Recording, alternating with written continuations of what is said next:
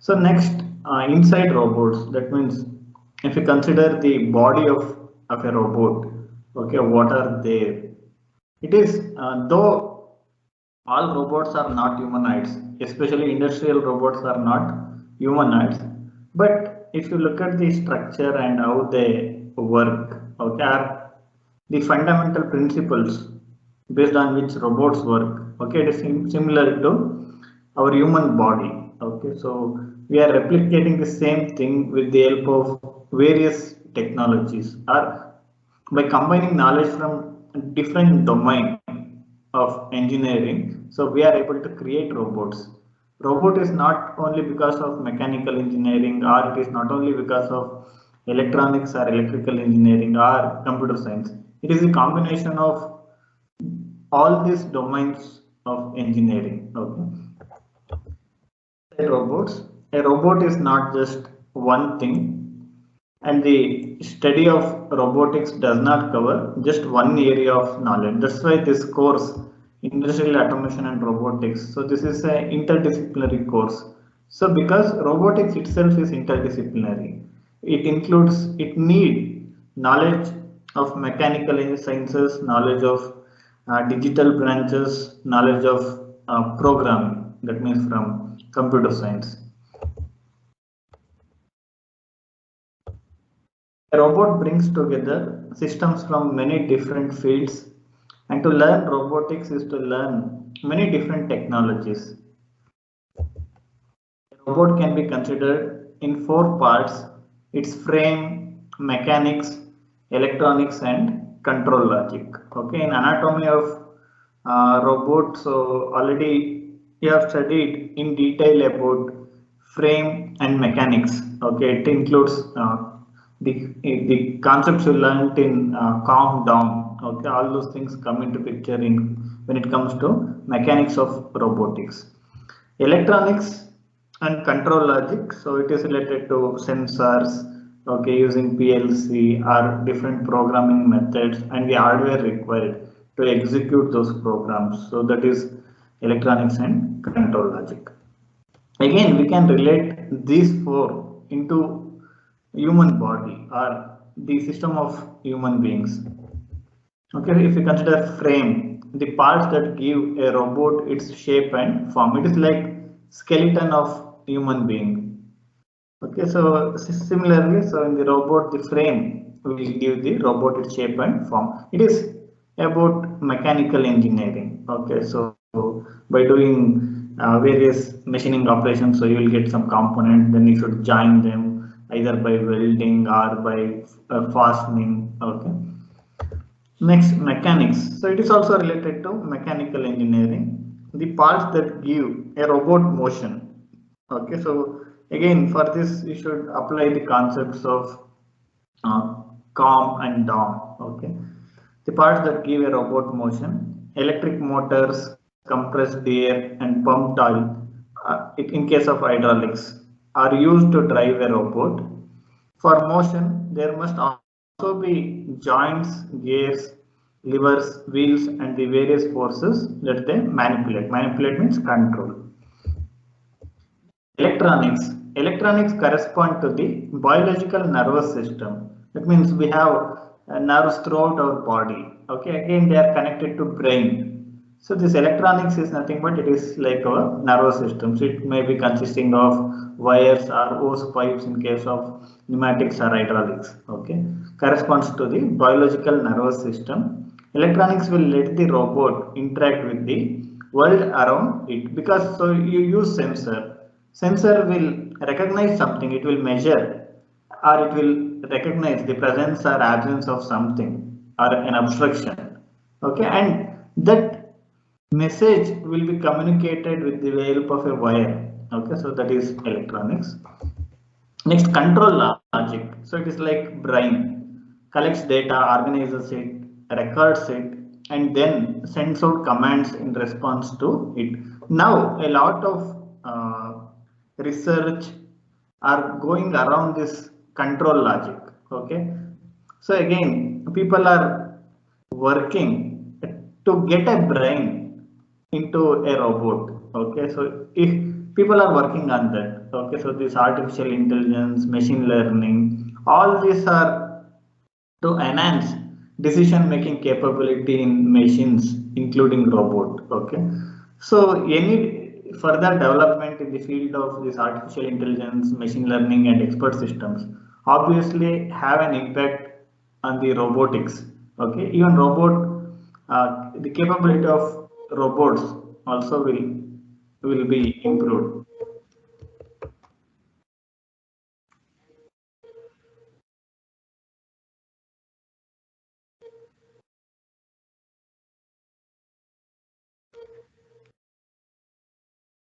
Okay, so there was a network problem. Okay, so as we discussed, so this is control logic is all about like it is like a brain. Okay, collecting data, organizing it, recording it, then send signal commands in response to it.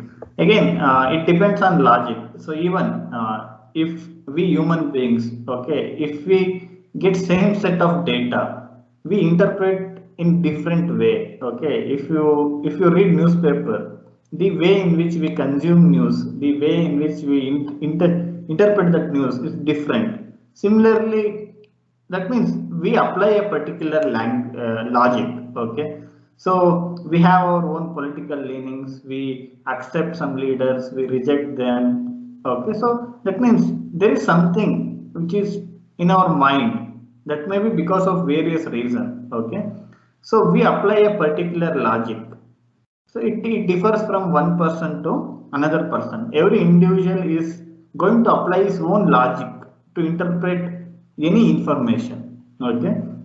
Similarly, in case of robots, that interpretation will be based on the program or the logic that has been fed into the robot. So our logic is based on what exposure we got. So throughout our life, it may be from our family, from school, colleges, where we learn, or the exposure to outside world will decide our logic. Whereas the logic of these robots are decided by programmers or developers of those robots. Okay, they will decide the logic. Suppose if robots if we are able to build robots which are having a control logic which will work like brain, that means they can make their own decision. That is a dream. Even today, that is a dream. Okay, then even robots can take their own decision, then things will go out of control of human beings. So that may not happen in future also, but we don't know. So exactly we cannot say, but at present, so we are far from that extreme. Next, programming. Okay, there are various programming languages. So in today's class, we are going to discuss about flowchart. So every programming language has its own syntax and semantics. Syntax is like it is the grammar of a programming language. Semantics means so the meaning behind that instruction. Syntax consists of words, symbols, and basic grammar of a language, the computer's instructions and how they are put together. Semantics is the meaning behind the instructions, how they behave when they are executed. A program is a set of instructions that tell the controller or computer to do something. So there are two approaches. One is control flow programming, control flow approach. So in control flow programming, the computer's attention shifts from one instruction to the next, flowing through the program. The focus of the program is on the flow of commands. An alternative model or alternative approach is data flow, which behaves like an electronic circuit where the electric current is information and the components in the circuit are program instructions that modify the data. The focus of the program is on the flow of data.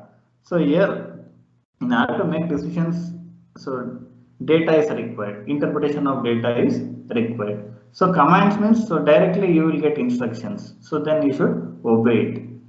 So if you give data as input, okay, based on that you can apply a logic to that data and again it will result in a, finally it will result in a decision. Next, flow charts. Okay, so already you are familiar with flow chart. Okay, so in a flow chart, if we are using a particular shape, okay, for a box, so it will convey a particular meaning. Okay, simply we cannot use square, rectangle boxes. Okay, for our parallelogram. So for every shape there is a meaning. Okay, so that we'll discuss. So if you know the meaning, so then it is easy for you to interpret a program. Okay, so where flowcharting has been adopted. Flowcharting is part of uniform modeling language. It is a standard followed by programmers. So here, this is the this shape is used for terminal. Okay, for terminating, start and stopping a program, or start and end of the program, in order to indicate start of a program and end of a program. So this shape is used. So here you can see this is an example. Later we'll consider a practical example. Okay. So this is for just for understanding purpose. So here for start and stop. Okay, so this type of box is used. That means so it is set. These are terminal blocks. Each program has a beginning and most programs have an end. The terminal states of the program and are labeled as start and stop. In few cases, stop can also be written as end of the program. The start terminal could also be named something that describes the program, such as motor control. Instead of writing start, so you can write it as motor control. So by looking at the program, what you can understand is, so this is a program written to control a motor. Okay, so that is also possible. Next, flow. For flow, so a line with arrowhead is used. Okay, so here in between start and do something, there is a line with arrowhead. So that is the representation of flow. Again, so loop to read sensor. That means so flow of instructions or flow of command will be from loop to reader. So here from sensor to next to a decision. From the start terminal, control passes through a flow arrow and to the next bus. So here start, next here there will be a flow symbol. The arrows always point to the next box to execute in the flow chart. This represents the flow of control through the program from where to where. Okay, what is the start point, what is the end point of a signal. So that is represented by this flow. Next, so if you use a rectangular box, okay, so that is the representation of process. It is like an act. Okay, do something. Okay, something is happening. So that is called as process. Most of the instructions inside a program do something. They read or write data in memory, perform some mathematical operations, and otherwise process information. Process blocks contain one or more instructions that do something to achieve a result. The label of a process block should describe that result, such as initialize motor control. If program is has been written for controlling a motor, so then in case of do something, it may be initialize motor control. Next, so a box like this, like parallelogram, so that is the representation of input or output. Sometimes program needs to access information outside of its own memory. So it may be a signal from the sensor. These accesses are performed by instructions in the program and could be shown as process blocks. So in this flowchart, so read sensor and set motor. Okay, for these two, so the symbol is used. Okay, or the box has been written in this manner, that is parallelogram. but an outside reference is a significant event. So these input and output blocks have their own shape. So again, though this can be represented as process block like a rectangle, so it is preferred to use parallelogram, okay, because they have their own significance. Decision. So for decision, this box will be written in this manner. Okay, rhombus. Decisions are usually formed as yes or no test. So it may be if it is yes, if it is no, then what next? Okay, so in that junction, so you make use of this rhombus shape, such as is this value greater than 10? If it is yes, flow is followed, otherwise no flow is followed. That means on one side you will have, if yes, you will have one side, if no, there will be a separate flow for no. Another way to state this is as an if statement. If this value is greater than 10, then do the yes actions, else do the no actions. This is known as a branch in the program, since there is only one flow coming in and two flows coming out. So if you consider this, so there is only one flow which is coming in, then it is branched into two flows. So that's why it is called as branch.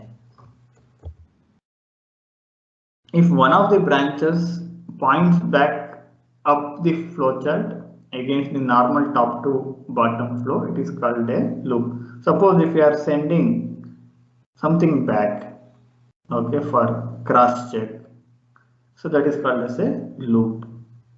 So that means instead of top down, so here from bottom to upwards, so we are sending something upwards, some information upwards, so that is called loop.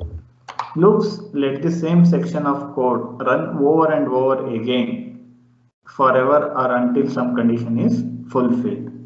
Okay, that means again, so if there is a loop, again it will execute this, it will follow the same flow from the beginning, from read sensor. Again here there will be a decision making. If yes, this will be followed, if no, this will be followed. Subprogram. So here you can see, so here there will be a subprogram or subroutine. So these subroutines are used to reduce the size of the flowchart. Okay, so there may be a small section of the program that may be executed only few times for a particular condition. So then instead of making a flowchart very large so that you cannot represent it in a single sheet, okay, then you can go for this subroutine, where in certain instances only, so this subroutines will be executed. Otherwise, so normal program will be executed. Subroutines only in few cases. So it is best to keep any given diagram the size of a single page, so it is easy to understand. In order to reduce the size of the program, so you can make use of these subroutines. And there are many possibilities, so then also you can go for these subroutines or subprograms. Okay. If the size of the flow diagram is more than one page, then it is preferred to break out a chunk of the program into its own subprogram. This would have its own flow chart that can be included by a reference in a higher level chart. Another name for a subprogram is subroutine. Okay, now you can compare. This will give you an idea regarding structure of the flow chart. Okay, whereas this is the actual program done for a practical application. This I took from the project report of last year. Okay, so I was the guide for student. So this program is taken from the project report. Okay, so she did project in Sansera. For a project includes automation of bore finishing machine. Okay, and also it also includes automating material handling. Okay, automated material handling for bore finishing machine. Okay, that machine was used to perform boring operation on Rakara. Okay, so here you can see the robot in this video.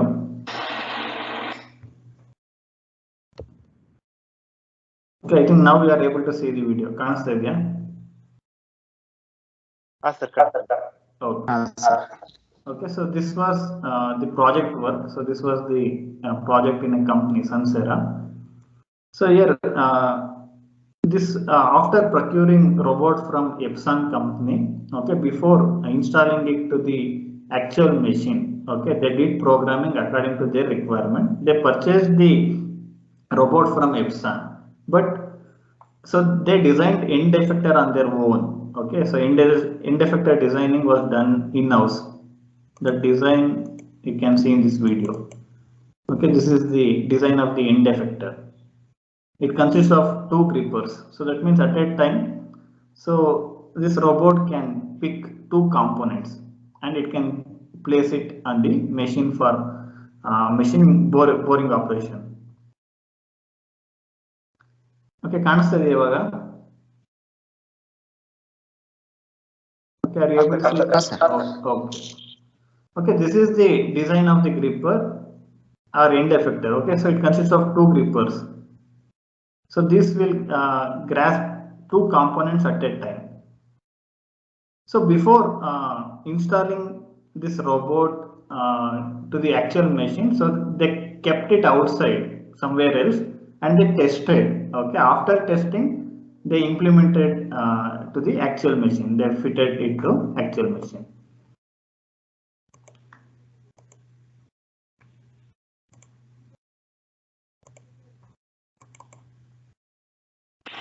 Okay, so here this is the stacker, the black components. Okay, so here this is the stacker. So from the stacker, the robot has to pick components. So this is the end effector, and it consists of two grippers. Okay, this robotic arm will pick two components from the stacker, and it will keep it here, and it will wait for some time. Okay, until completion of machining. Then it will once again it will take the finished components and it will place in the stacker. Okay, this set of operations you can see in the video. Okay, this is the stacker. Now the robotic arm is picking two components from the stacker.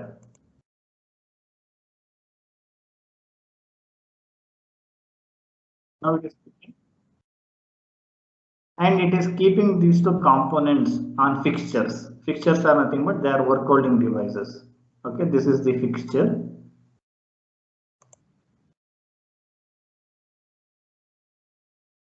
Okay, after keeping this on fixture,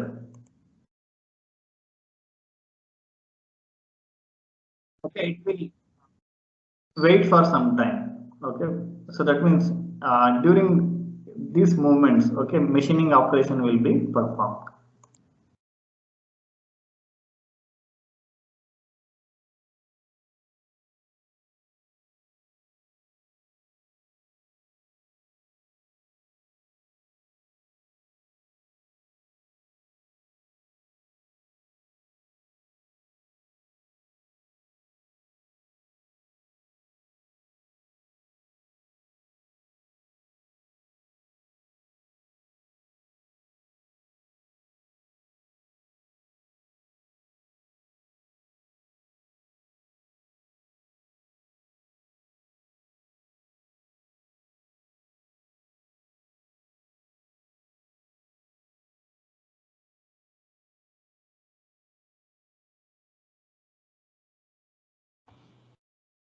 Okay, so this is before installing the robot and these designs into actual system. Okay, in next video, you can see the actual boring machine.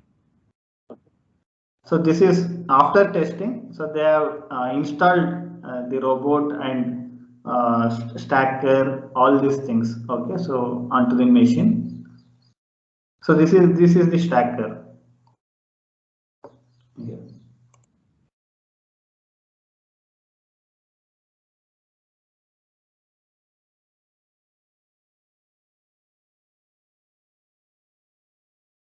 Now you can see the robot is waiting, so near the machine, okay, for completion of the operation. So it will wait till completion of the operation, so then it will place the new components. Okay, now it is placing the new components after waiting for some time. After it will wait till completion of the operation on the machine.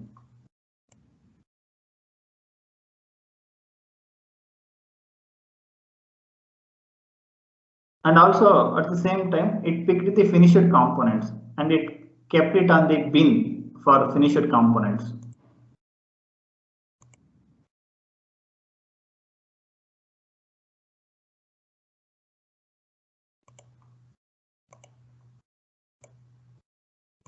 Okay, so this flowchart is written for the last video. Okay, so now start. Okay, next. So after starting the program, so you should start stacker so that the robot can pick the part. Okay, in stacker the components should move upwards. So that is the orientation in which the robotic arm can pick the components. Okay, start stacker. That means when you start the stacker, components will come upwards. Next, start. So SBF means Sansera bore finishing machine. Okay, that was used in that company. So you should start the machine also for performing operations. Next, start robot. Okay, so these three, stacker, boring machine, robot, all the three should be in running condition. Okay, so when you start the program. Next, part present sensor on in stacker. Okay, so this is a next decision making point. Okay, if the sensor is not in on condition, next print a message in HMI. So this is the output. Okay, then if this message is displayed on the HMI, then operator will see that and he will switch on the sensor. Okay, so that is one part. If this sensor is on, okay, next robot will get the message. Robot pick component from stacker and place in machine. Next, robot waiting for the operation to complete. So you have seen that in that video, you saw in that video.